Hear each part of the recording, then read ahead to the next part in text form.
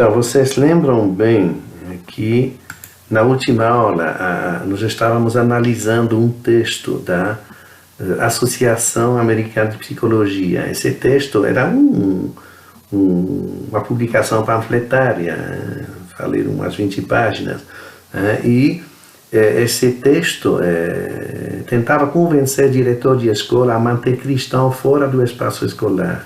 Quer dizer, tentava então convencer o pessoal escolar a manter a leitura bíblica relativa à homossexualidade fora do ambiente escolar. Era isso.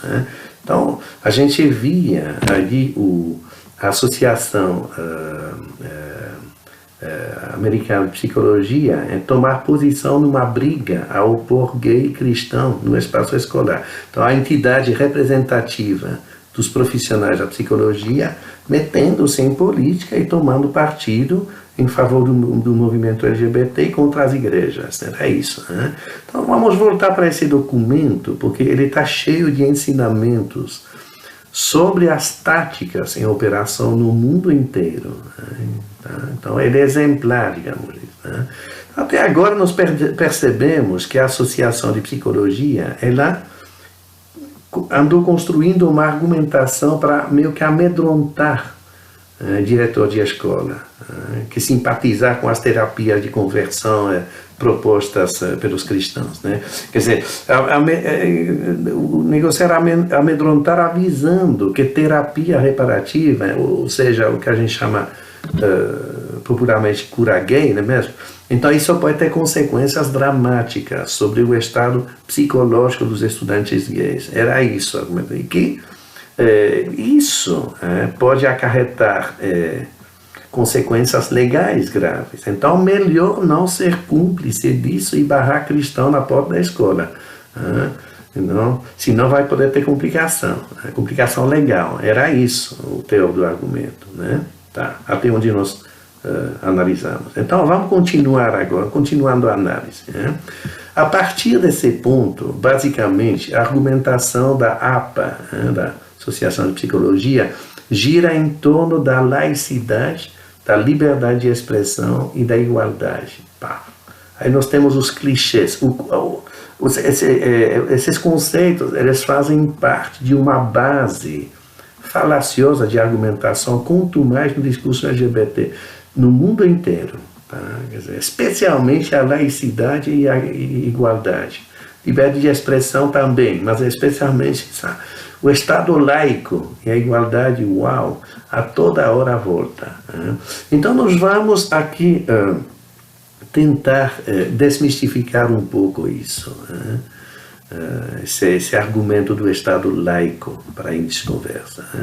Vocês sabem que o Estado laico é uma espécie de chave mestra, reiteradamente brandida pelo discurso LGBT para trancar as portas a todo o valor religioso no espaço administrativo, legislativo, judiciário, não é mesmo?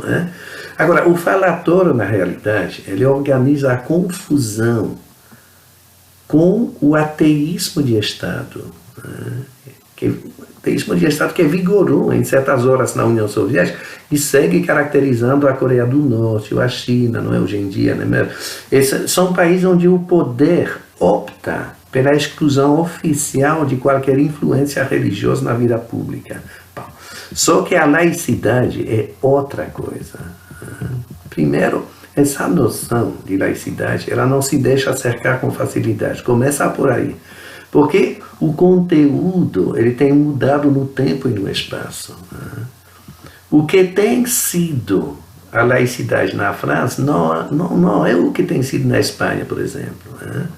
E o que hoje na França não é o que foi ontem na França também. É o que será amanhã também não. Então se trata de uma construção política de geometria variável, sempre reconfigurada de acordo com as forças em presença, e com as hegemonias do momento. Laicidade é isso, então. É um princípio cameleão. Em certos contextos, certas épocas, ela adquire traços de anticlericalismo assim, virulento, não é mesmo? Em outras ocasiões, ela se arruma nos moldes de uma democracia cristã, amplamente aberta aos apóstolos da fé, não é mesmo? Então, como eu disse, ela contém um princípio essencial de acomodação camaleônica. Ela vai se adaptando. E é isso que a prédica gay, evidentemente, quer reduzir a mero mecanismo de rejeição no confronto com uma espiritualidade constrangedora. Mas não é isso. É muito mais do que isso. Olha bem, vale recuperar a gênese do conceito para achar o verdadeiro sentido da coisa. Então, em síntese, a laicidade ela planta a raiz nas guerras de religião que assolaram a Europa no fim da Idade Média. Quer dizer, naquela época era protestante num canto, católico no outro, judeu no meio, e o mundo queimava hereges em praça pública com a mesma naturalidade que hoje nós assistimos a um filme, não é mesmo? Então, tudo isso, essas brigas, gente, já tem a ver com os mistérios da fé. Quer dizer, todos não sentem a mesma coisa, não percebem a mesma coisa. Imagina você sair de casa e você topa com o Abrão, patriarca, de punhal na mão, pronto para imolar o filho dele, Isaac. Ué, deixaria você em alvoroço, não?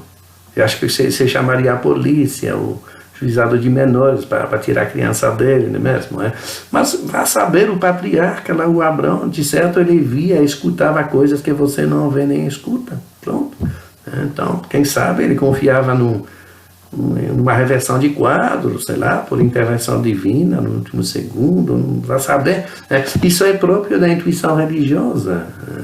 Cada um tem uma percepção distinta, mas como a percepção varia de um para outro, então dá briga. É o que estava acontecendo naquela época na Europa. Então não podia continuar assim. Era imprescindível entender-se sobre um princípio de convivência edificado na razão e imune à emoção. Então era preciso achar uma regra pragmaticamente voltada para a funcionalidade social, sem qualquer referência mística, porque se mete uma referência mística na história, dá briga. E essa busca por esse tipo de regra pragmática, não é mesmo? Baseada na razão, é essa busca então que envolve justamente o embrião de uma proposta que viria a mudar de vez o teatro cultural com as revoluções burguesas, com a Revolução Francesa. É isso então que vai evoluir, não é? E amadurecer e virar o que nós chamamos a laicidade. O recado da época, o recado do Estado laico é muito simples. O que o Estado laico vem falar? Ele fala o seguinte: não é mais preciso brigar e fazer justiça com as próprias mãos, porque chegou um Estado laico confessionalmente isento. Ele chegou para garantir a liberdade de crença e impor o respeito de cada religião e de cada convicção filosófica por igual. É isso o Estado laico. Ele veio então para impor o respeito de todas as religiões, de todas as crenças filosóficas por igual. Então, o Estado laico não é um projeto excludente. Ele se firmou, pelo contrário, na tentativa de assegurar o pluralismo. Ele visa antes permitir que proibir. É lógico que essa leitura não esgota a laicidade. O conceito ele se abrilhanta depois com os apóstolos do humanismo, do iluminismo, do parlamentarismo. Então, parlamentarismo que vem fazer da lei de Deus uma questão de foro íntimo para assentar o homem no centro do palco legislativo mundano, não é mesmo? Então, mas em nenhum momento a laicidade mandou cortar os laços com o divino. Isso não existe.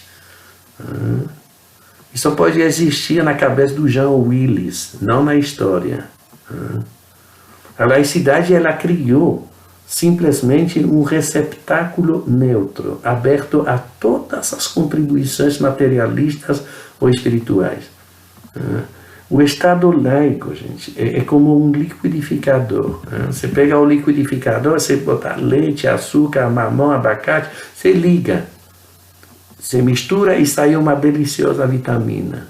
Mas o aparelho, o liquidificador em si, ele não tem sabor. Ele só mistura coisas gostosas.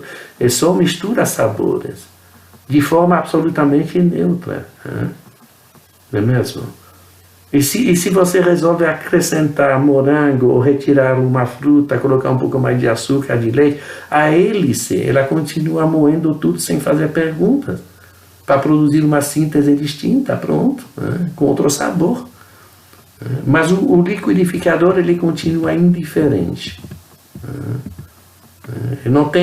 Ele mistura tudo sem estado de alma. Você que escolhe os ingredientes, não é mesmo? A máquina só tritura. E assim funciona o Estado laico. Ele mistura todos os aportes filosóficos ou religiosos sem estado de alma. Então, a democracia laica, ela não é nem crente nem ateia. É apenas uma mecânica civilizada e equidistante, desenhada para trocar brutalidade por palavras. Inclusive, a própria palavra parlamento significa isso, vem de parlar, parler, quer dizer, falar. Então, é a ideia que é muito melhor você trocar 1 milhão de palavras, não é mesmo, do que um só tiro. Então, o Estado laico, ele é isso, é uma espécie de casca vazia, à espera de recheio, secular ou pio, entendeu? Ateu, religioso, não é? É que institucionaliza a discussão no colégio, na universidade, na mídia, na arte, na igreja, na rua, no tribunal, no sindicato, no parlamento, em todos os ambientes de debate, a plasmar a sensibilidade do eleitor, não é? A direcionar as iniciativas do legislador, não é? Então, até a inspirar a sentença do juiz, não é mesmo? Polir a visão do professor, decisão do administrador, não é? Enfim, assim, o Estado laico, entendeu? Ele, inclusive, assim, ele, como que eu vou dizer, ele traça os contornos de uma mecânica, que define e que redefine constantemente os contornos da própria laicidade. Você está entendendo? Laicidade não é uma noção assim, não é revelação imutável, escrita no céu em letras de fogo como os 10 mandamentos. É um conceito fixado momentaneamente por certos homens e suscetível de alteração por outros homens. Caso contrário, seria outro dogma religioso e não justamente um construtor laico, não é mesmo? E é precisamente nisso que a turma erra. Precisamente nisso que o conceito de laicidade espalhado aqui no Brasil, então, erra, porque propõe uma noção dogmática de laicidade, que troca dogma por dogma. Você tem que entender que na época em que o conceito se firma, a ideologia dominante era religiosa. E lógico, então, que o pensamento dogmático, alvo da ira laica, também, inevitavelmente, tinha que ser religioso, porque a ideologia dominante era religiosa, então o dogma tinha a mesma natureza, era religioso. Mas a religião em si nunca representou o fundo da questão. O problema, desde o início, era o dogma, religioso ou ateu, mas era o dogma, porque é o dogma que barra o caminhar da razão. É o dogma que obstrui a reflexão em cuja base se erige justamente a laicidade. Entendeu? Então, o problema é com o dogma, não é com a religião. Talvez o dogma religioso, mas também o dogma ateu. Porque é o dogma que aborta a reflexão, que barra a razão. Você está entendendo? E é em cima da razão que se constrói a laicidade. Né? Dá um exemplo aqui. Então, aqui no Brasil, por exemplo, a educação confessional não é proibida. Né?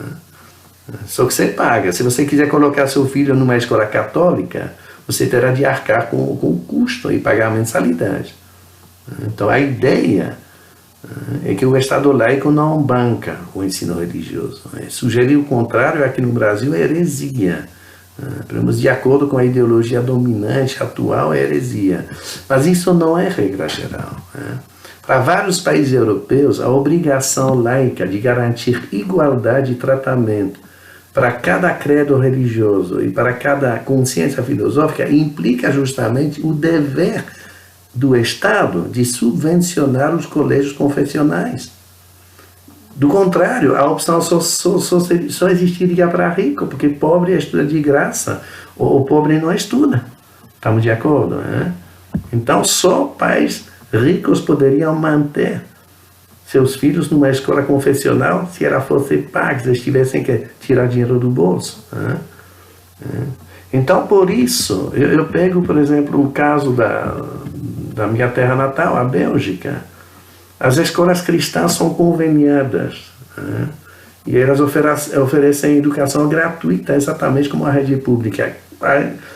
A escola cristã ela recebe o mesmo subsídio por aluno do que a escola pública. E isso não onera o Estado, porque em vez de canalizar dinheiro para uma escola pública, então vai para uma escola convencional, mas vamos dizer assim, a carga financeira é a mesma, não é mesmo? Mas eu repito, os pais não pagam. Eu estudei do primeiro ano primário, inclusive até a faculdade, não é mesmo? Meus pais nunca desembolsaram um centavo. Então, o Estado repassa recursos conforme o número de alunos. O contribuinte é que sustenta, exatamente como a escola pública, porque os povos em questão assim escolheram de moldar a laicidade que os governa. E eles resolveram moldar dessa forma a laicidade por meio do voto popular e de toda a mecânica política laica, justamente. Você está entendendo? Então, o conceito realmente tem conteúdo evolutivo. Ele muda em função dos interesses, ele muda em função, então, ele é comandado pelo voto popular, de acordo com o princípio decisório da própria laicidade. Então é isso a laicidade. Tá? Então estamos um pouco longe do conceito de laicidade, vamos dizer assim, da mistificação que ocorre aqui no Brasil. De qualquer forma, é lógico, então restringir a salada mista à matéria-prima LGBT, isso faz parte da lógica militante. Ninguém, a não ser acometido por ingenuidade doentia, espera a postura distinta. Do militante é normal. Mas espanta ver a Associação Americana de Psicologia fraudar o selo da ciência para validar uma operação de intimidação a respaldar a doutrinação de gênero na escola, porque é isso que está acontecendo no caso que estou analisando aqui. E diga-se de passagem, entidades profissionais brasileiras análogas são cúmplices de manobras parecidas, que haverão de levar a resultados idênticos. Nós não estamos tão longe ainda, não. Estamos no início, mas de vez em quando você vê isso emergir na mídia. Então, uma psicóloga que teve como credenciamento, não é, cassado, a licença cassada, não é, justamente por declarar-se a favor de terapia reparativa e coisa desse tipo, e por declarar também sua fé cristã e tudo isso. Isso emerge de vez em quando já na mídia. Então, continuando assim, daqui a pouco nós estamos chegamos no ponto que os americanos estão. Né? E evidentemente, olha bem, quer dizer, se a partir daí, o texto da Associação Americana de Psicologia, ele propõe uma liberdade de expressão caolha. Quem chega só um lado e ignora o outro, com o intuito justamente de arquitetar uma cidadania sob medida para um determinado tipo humano. No caso, os gays, em detrimento dos demais, que são os cristãos, porque no total, assim, quando a gente lê o texto, a gente vê que cristão, como cristão, então, não pode entrar na escola, cristão terá de falar com Deus, enquanto o gay conversa com as crianças na escola. Porque na opinião dos experts, não é? Dos peritos, né? Da psicologia, o gay, então, se eu entendo bem, tem impacto salutar sobre a formação do caráter da criança, ao passo que cristão é nocivo, ele deve ser afastado para proteger o menor de desestabilização afetiva. É isso o conceito que se usa no caso. Quer dizer, o discurso então do padre, do pastor, então desestabiliza, que vem com coisa de pecado, tudo aquilo, não é mesmo? Quer dizer, culpabiliza o aluno, é isso que está em jogo. E não falta adolescente para tirar nota baixa por causa de assédio evangélico, evidentemente. Se não falta mãe para processar pastor, por louvar a virtude e condenar o pecado, com certeza. Também não falta ONG para criticar, para cutucar o Ministério Público e coisa desse tipo, não é mesmo?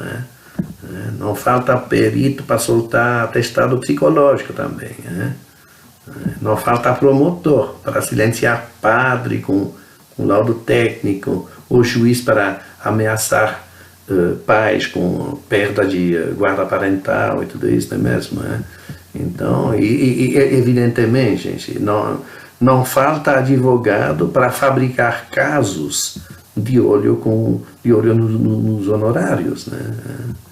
Então, isso é a Califórnia de hoje, pois será o Rio amanhã, se a gente não reverter o andar da carruagem. Bom, temperando agora laicidade excludente e liberdade de expressão mão única, o livreto da Associação Americana de Psicologia vem agora com uma pitada de igualdade. Isso é clássico também. Isso é o tripé antológico do argumentário LGBT. Então, é laicidade, igualdade, liberdade, beleza. Então, presta bem atenção, gente. Tentar desmistificar um pouco isso também. Não há dúvida que todo mundo é igual, beleza, mas é igual perante a lei, é isso que significa. Quer dizer, a legislação ela traça um mapa comportamental geral, que todos respeitam, tudo bem. Agora, o dia em que houver legalização de cocaína, de prostituição infantil ou de assassinato em série, então narcotraficante, pedófilo e serial killer poderão reivindicar igualdade de tratamento. Mas enquanto isso não acontecer, eles serão submetidos a regime diferenciado. Isso que é democracia. E sendo assim, gay poderá casar por igual se o direito redefinir a família. Por mais absurdo, madame e cachorrinho poderão também convolar união estável em justas núpcias e adotar um um periquito, o dia em que a Constituição estender a noção de matrimônio à zoofilia. Da mesma forma, entomologista e barata, então, trocarão alianças quando o legislador resolver institucionalizar o que eu vou chamar coleopterofilia, então, não é mesmo? Acho que seria a palavra certa. Mas enquanto tudo aquilo não acontecer, não cabe a nenhum humano, ou aracnídeo, ou quadrúpede, alegar discriminação. Não cabe. Quer dizer, a democracia, ela pressupõe um quadro normativo evolutivo, comandado pelo voto popular, que demarca o permitido do proibido. E é nessa perspectiva que se deve analisar a igualdade. Você está entendendo? A sensibilidade pública, a opinião pública e tudo isso gera representações mentais e tudo isso. E com o tempo, essas representações mentais, essa sensibilidade viram leis. Isso é para se transformar em lei. A opinião pública vira lei com o tempo. E é com esse alvo em mente que o cidadão desiste da violência para interagir com a coletividade através do debate. É isso a lógica da democracia. E os cristãos não concordam com os cristãos da minha história aqui lá nos Estados Unidos. Okay? Eles não concordam com as políticas de diversidade sexual e eles entendem, evidentemente, contribuir à formação dos valores com vistas a pesar na balança legislativa segundo o seu senso do certo e do errado.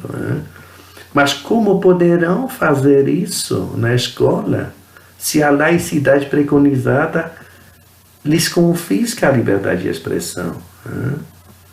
Não é mesmo?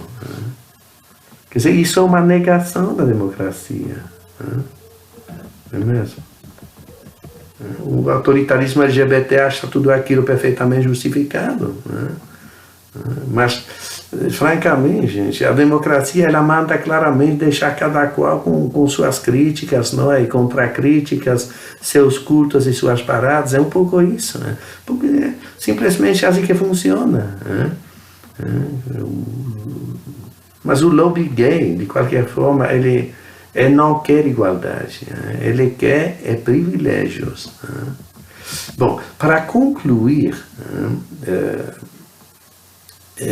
releva, repetir, porque eu já falei, que o pensamento LGBT, que é o pensamento de gênero, ele é do tipo dogmático, ou seja, desprovido completamente de fundamento científico. Então, sob esse aspecto, ele condiz com a noção de religião, de pensamento religioso. Portanto, ideólogo de gênero, se for então, como pegar eles no puro, no próprio discurso, então, ideólogo de gênero, ele esbarra na porta da escola com base no próprio discurso, porque ele está levando uma espécie de pensamento religioso, então, na escola, fala que não pode, não é mesmo?